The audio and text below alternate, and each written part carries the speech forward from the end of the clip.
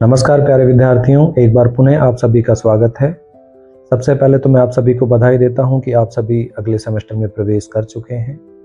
बहुत जल्द आप सभी का परीक्षा परिणाम भी जारी कर दिया जाएगा। लेकिन मेरा मानना यह है कि परीक्षा परिणाम का इंतजार न करते हुए आपको अपने अगले सेमेस्टर की तैयारी शुरू कर देनी चाहिए, क्योंकि ऐसा सुनने में आ रहा है कि इस बार जो सेमेस्टर की परीक्षाएं हैं जुलाई के महीने में हो जाएंगी आपकी। तो बहुत ज़्यादा समय आप सभी के पास नहीं है। अप्रैल का महीना चल रहा है, मई और जून, तो 2-2.5 महीने, लगभग आप 3 महीने मान के चलो, उससे ज़्यादा आपके पास समय नहीं है। तो आप शुरू कर सकते हैं पढ़ाई को। नियमित कक्षाएं महाविद्यालय में लगाई जा रही हैं और यूट्यूब के माध्यम से भी मैं कुछ कक्षाएं डालूंगा, वो भी आप देख सकते हैं। सिलेबस पे थोड़ी सी चर्चा कर लेते हैं। हमारा जो सिलेबस है उसमें पहला जो टॉपिक है हिंदी उपन्यास का उद्भव और विकास। ये मैं बात कर रहा हूँ सेकंड सेमेस्टर की, है ना। हिंदी कहानी का उद्भव और विकास, और दूसरा टॉपिक है हिंदी उपन्यास का उद्भव और विकास। इन दोनों में ही हम बात करेंगे कि सबसे पहले जब कहानी की बात करते हैं तो हिंदी कहानी की शुरुआत कहाँ से होती है, किस तरह से उसमें क्या सुधार होते हैं, और उसमें बदलाव के साथ कहानी जो है वर्तमान स्वरूप को किस तरह से प्राप्त करती है। हिंदी की पहली कहानी कौन सी है, उसके लेखक कौन हैं, किसने उसको पहली कहानी माना, इन सभी विषयों पर हम चर्चा करेंगे। इसी तरह से उपन्यास में पहला हिंदी उपन्यास कौन सा माना गया है, उसके लेखक कौन हैं, कब हिंदी उपन्यास लेखन की शुरुआत हुई, धीरे धीरे उसमें क्रमबद्ध तरीके से क्या क्या बदलाव हुए, और वर्तमान स्वरूप को किस तरह से प्राप्त करता है, ये सब हिंदी उपन्यास के उद्भव विकास में हम पढ़ेंगे। इसके अलावा 7-8 कहानियाँ हमारे सिलेबस में लगी हुई हैं, जैसे उसने कहा था। इसके अलावा यशपाल की पर्दा, कृष्णा सोबती की सिक्का बदल गया, प्रेमचंद की कहानी लगी हुई है पूस की रात, कमलेश्वर की राजा निर्बंसिया। इस तरह से और भी 2-3 कहानियाँ, रांगे राघव की गदल है, और भी 1-2 कहानी बची हुई हैं, वो लगी हुई हैं। क्रम से हम उनका अध्ययन करेंगे। पहला जो हमारा वीडियो है उसमें हम रखेंगे हिंदी कहानी का उद्भव और विकास, है पहली क्लास, उसको शुरू करते हैं।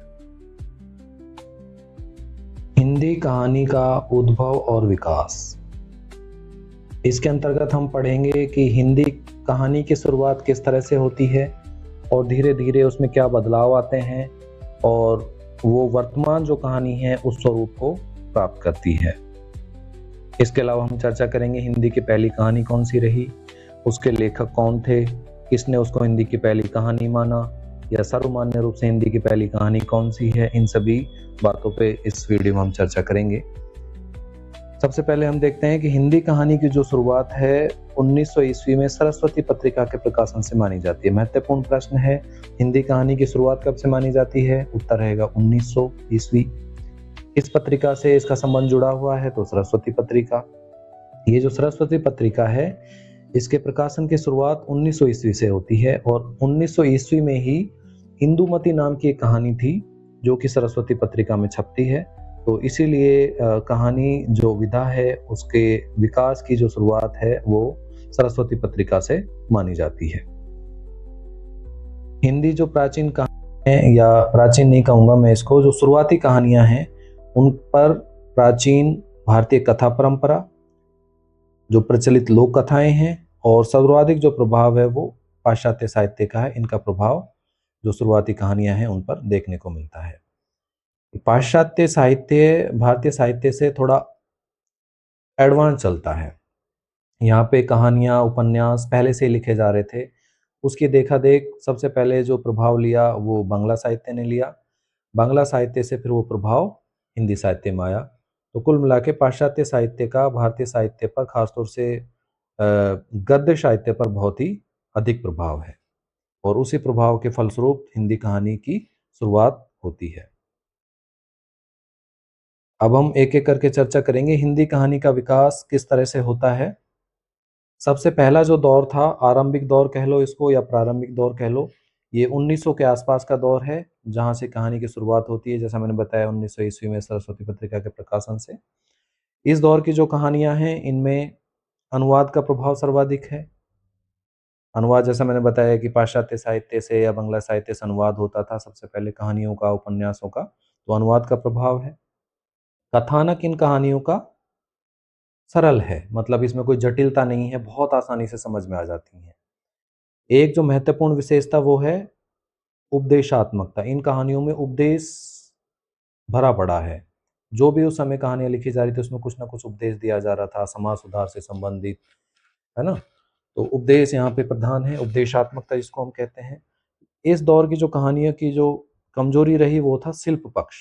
शिल्प पक्ष यहाँ का इस कहानियों का कमजोर, इन कहानियों का कमजोर था, क्योंकि भाषा का उस समय इतना विकास नहीं हो पाया था। व्याकरण अपने जो आज का जो रूप है उसको प्राप्त नहीं कर सकी थी उस समय तक।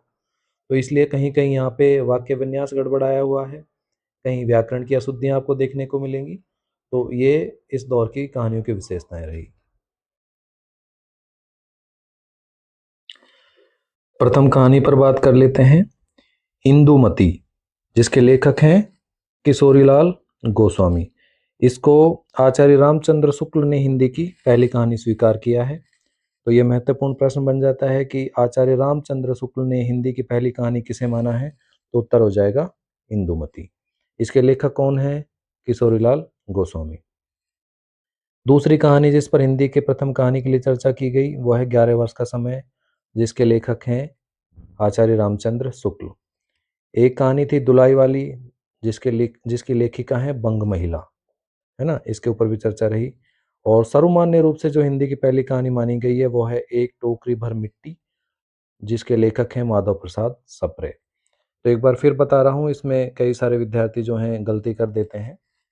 जब हिंदी की पहली कहानी पूछी जाती है किसी साहित्यकार के अनुसार, खासतौर से पूछी जाएगी वो आचार्य शुक्ल के अनुसार पूछी जाएगी कि आचार्य शुक्ल के अनुसार हिंदी की पहली कहानी कौन सी है, तो उसमें उत्तर करना है इंदुमती। लेकिन यदि किसी साहित्यकार के नाम से ना पूछी जाए और ये पूछी जाए कि हिंदी की पहली कहानी कौन सी है, तो उत्तर रहेगा एक टोकरी भर मिट्टी। लेकिन फिर भी कभी ऐसा प्रश्न हो कि हिंदी की पहली कहानी कौन सी है और उसमें एक टोकरी भर मिट्टी ना हो, ऑप्शन में इंदुमती ऑप्शन में हो, तो आप इंदुमती को सही करेंगे। इस चीज का ध्यान रखना। तो फिर बता रहा हूँ, शुक्ल के अनुसार इंदुमती और सर्वमान्य रूप से एक टोकरी भर मिट्टी, जो कि किसके द्वारा लिखी गई है, माधव प्रसाद सप्रे। दूसरा जो विकास का क्रम है उसमें आता है प्रेमचंद युगीन कहानियां, जो कि प्रेमचंद के समय में लिखी गई। इसका समय है 1900 लेके 1936, क्योंकि 1936 में प्रेमचंद का देहांत हो जाता है। इन कहानियों की जो प्रमुख विशेषता है, एक विशेषता है यथार्थवाद का विकास।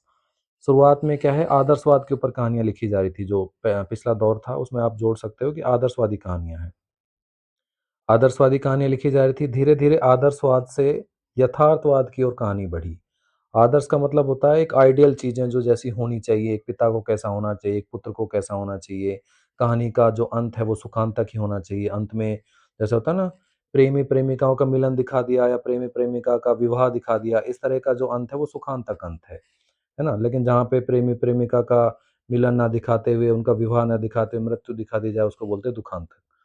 तो शुरुआती दौर की जो कहानियां थी वो सुखांत तक थी, और जो प्रेमचंद युगीन कहानियां हैं ये सुखांत तक रही, लेकिन बाद में इसका जो रुख है वो यथार्थवाद की ओर मुड़ गया, और इसमें कुछ कहानियां हैं जो दुखांत तक भी हैं।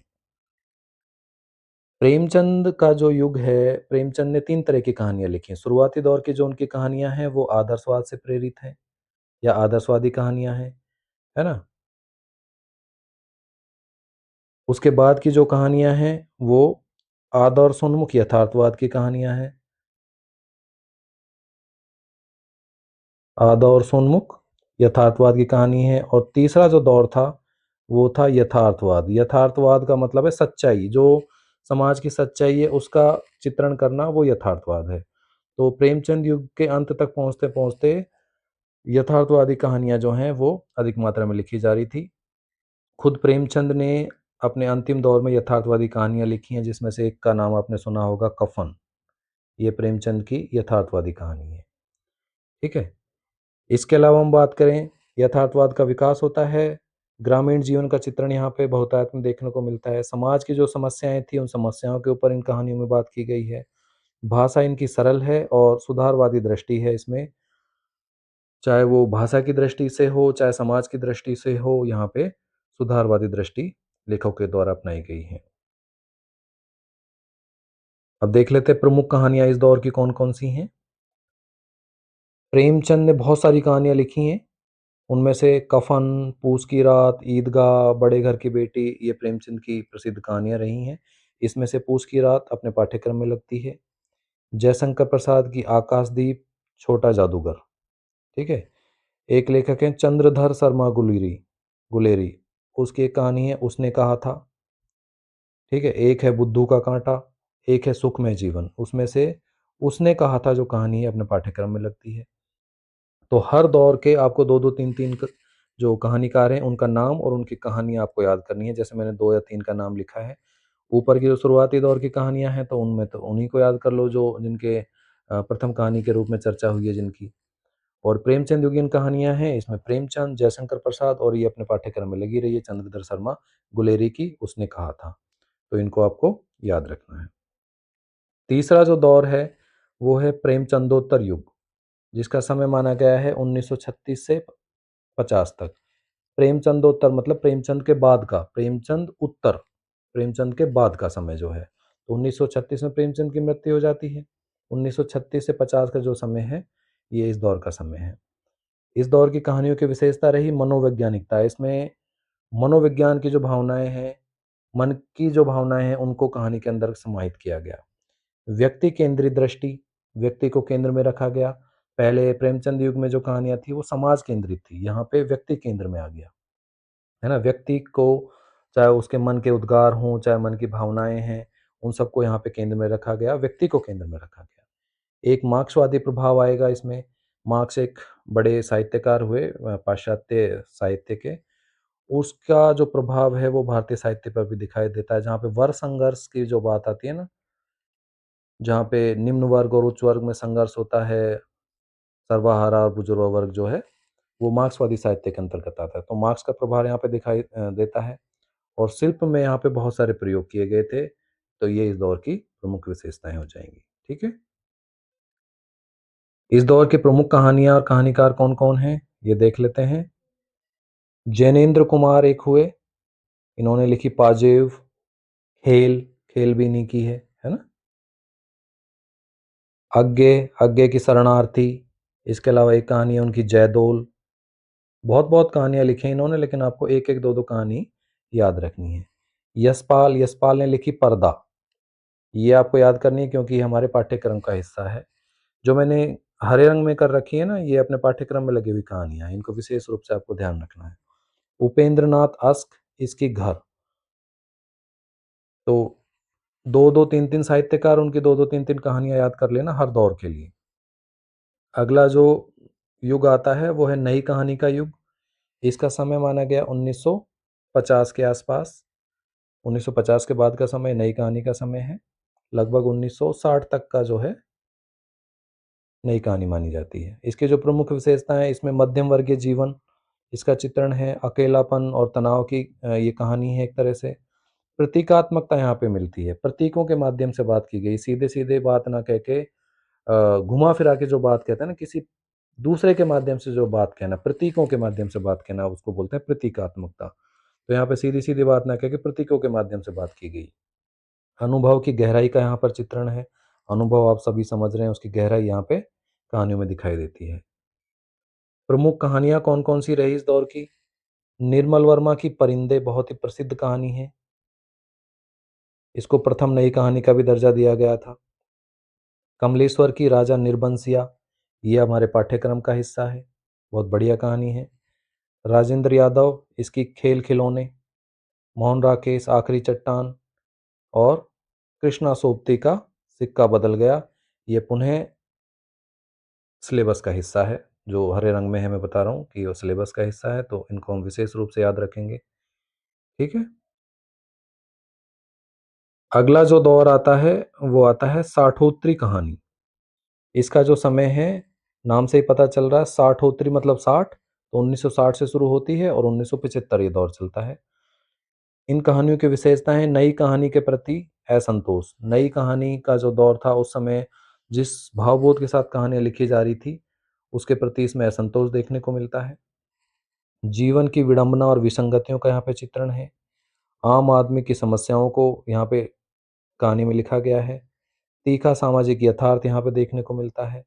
यथार्थ तो देखो प्रेमचंद के बाद की जो कहानी है लगभग सब में ही मिलेगा, तो यथार्थवाद तो आप सब में ही जोड़ सकते हैं।